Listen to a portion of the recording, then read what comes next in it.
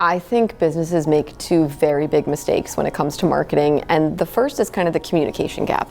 I think traditional business model is kind of like you have finance, you have accounting, you have marketing, but marketing is really a megaphone for your business. And so if you aren't super connected with the people that are doing your marketing, how are they supposed to accurately portray what's going on within the company? And vice versa, the marketers that you have on your team should be the closest people to your customer. So in order to make really informed business decisions, what they have to say and their insight is going to be completely valuable to you.